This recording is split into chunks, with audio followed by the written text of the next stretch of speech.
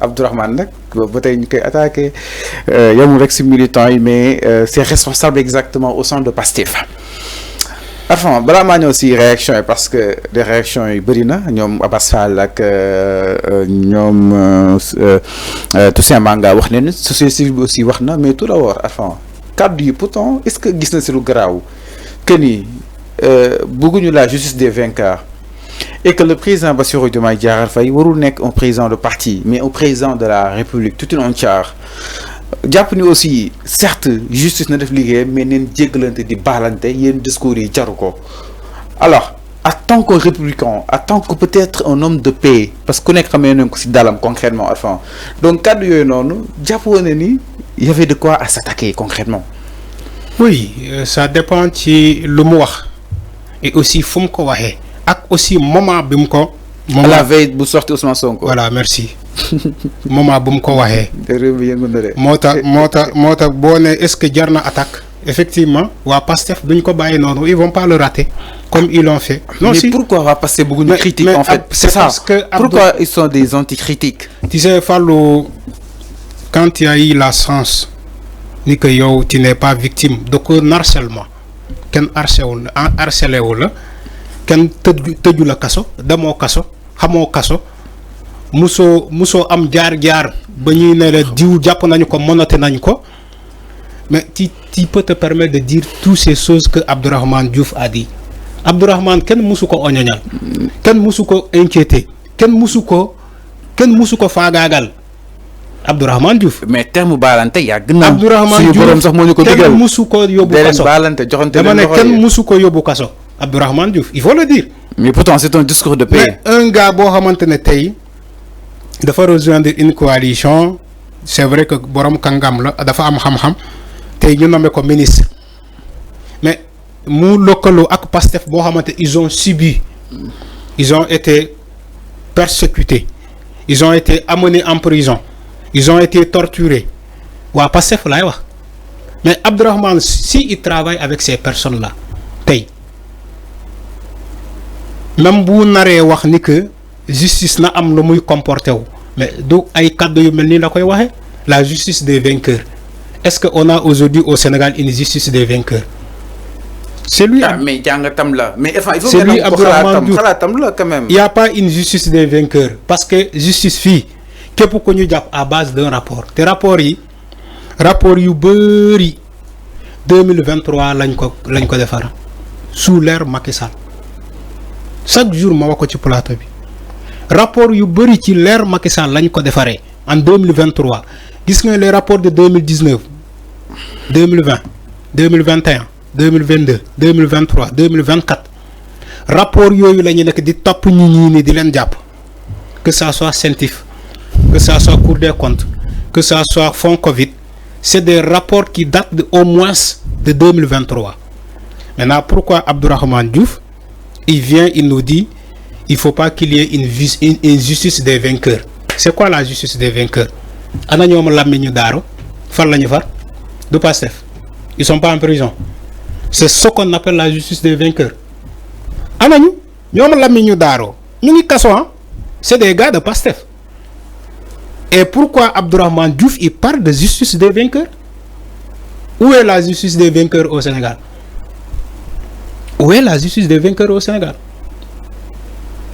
et quand Abdourahmane Diouf il dit tolérance réconciliation paix le président de la République Bassirou Diomaye Faye doit prendre ses responsabilités pour qu'il y ait une cohésion sociale ñu dem ci baalante la société civile que j'aime tellement attaquer regarde Seydi Gassama comment il a répondu il peut pas y avoir justice sans réconciliation. Abdourahmane Diouf je crois qu'il est assez intelligent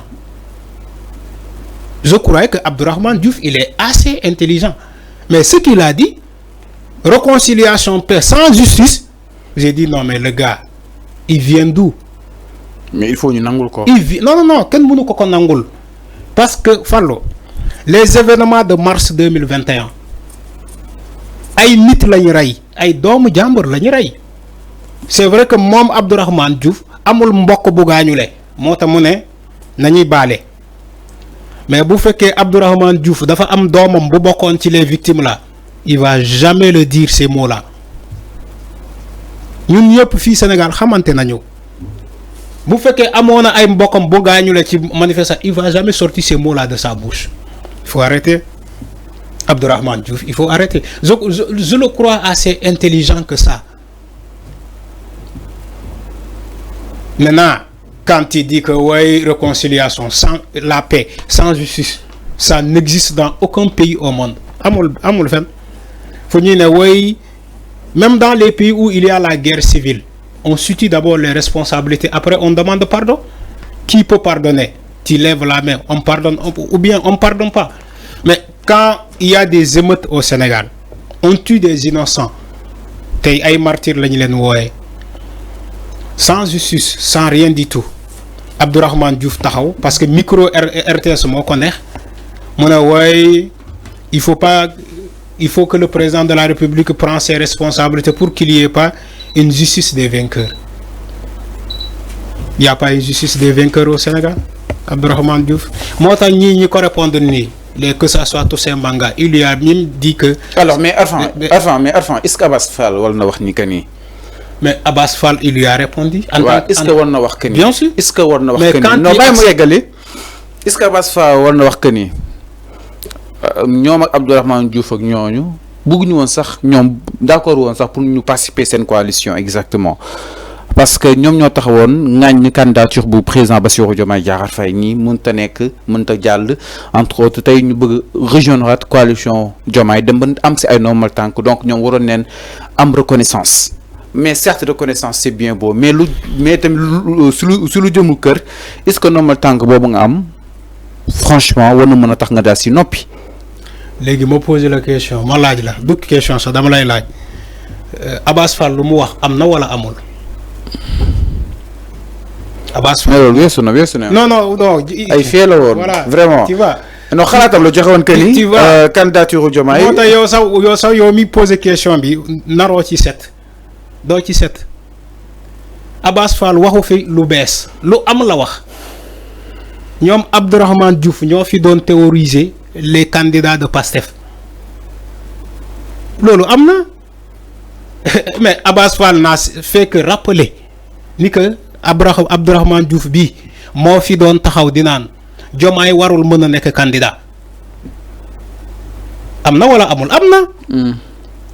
mais c'est ce que Abass Fall a dit Abass Fall lu mu wax loolu moo am c'est que sénégalais moo am problème avec la vérité les sénégalais bon ñenn ci sénégalais c'est pas tous les sénégalais il y a des gens yoo xamante ne dañoo am problème avec la vérité nii la jaar ñoom nu jaar na le mais ce que Abass Fall a dit c'est ce que Abdourahmane Diouf a dit fii ci jamono waxoon na ko fii ci jamono ci ay jamono ni que Diomaye mënul nekk candidat Ousmane Sonko mënul nekk candidat parce que moom moment boobu moom Abdourahmane Diouf candidat la woon intérêt am la doon jiital moom mais bu mu demee ba xam ni que moom pesé wul dara ci la fàttee loolu mu daw ñëw ci coalition PASTEF. non da nga koo fekk ji. déedéet il faut le préciser déedéet Abdourahmane Diouf moo ne je rejoins la coalition Diomaye président xaaruma ci dara.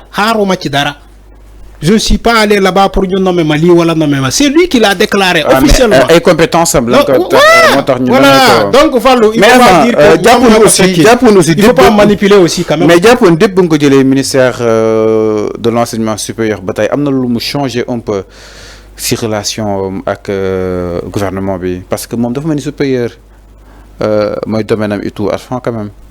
oui même bu fekkee bu changer dara ak gouvernement lan lay wàññi gouvernement bi. Et il faut dire s'il n'est pas d'accord il n'a qu'à démissionner. Abdourahmane Diouf yow soo ko xamee xam ni professeur la supérieur enseignant supérieur moom. mais ñaata professeur supérieur ñoo nekk PASTEF est-ce que am nañu nomination boobu. mais bokkul Abdourahmane Diouf bokkul Abdourahmane yàlla la. non ak le parti Awalé. liggéey na lu am solo quoi qu'on puisse dire. dama ne parti Awalé bu amul base. il faut le dire. non Fallou mais participer na si élection le président Bassirou Diomaye Diakhar Faye. nan la ko reconnaître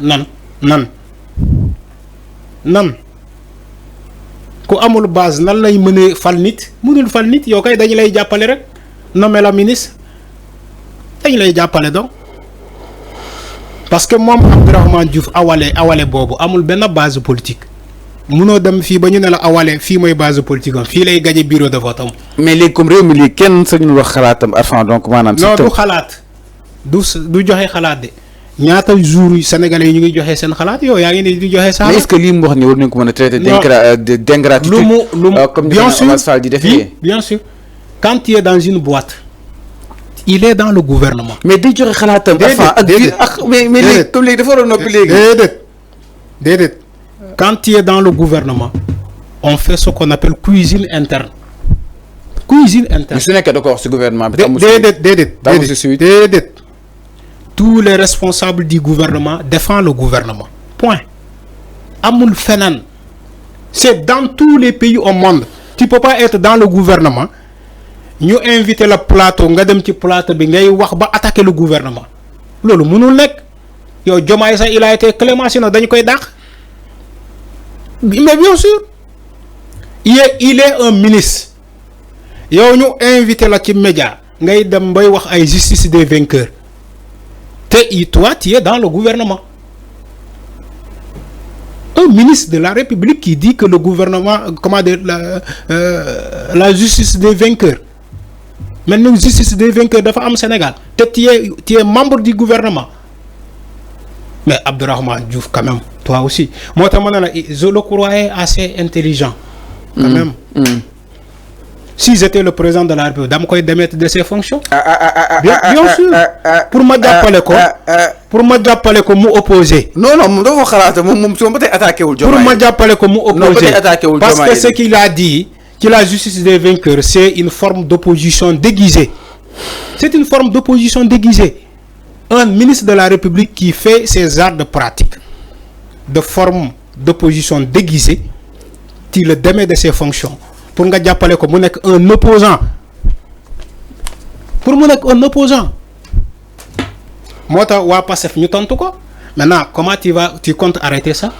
Comment Diomaye compte arrêter ça? ñoom au sein du même gouvernement ñi nekk di sandiante ay xeer tout ces manga bu waxee lii parce que Waly Diouf Bodian ñëwagul moom day ñëw Abass Fall wax lii ñu tontu ko maintenant Diomaye va arrêter ça comment? alors mi ngi noonu leer na. voilà par rapport ak justement Miro la sortie d'Abdourahmane Diouf si li nga xam ne que moo di wàllu wi alors ñu daal di ñëw si beneen ponk sans plus tarder dañuy daal di ñëw si premier appareil.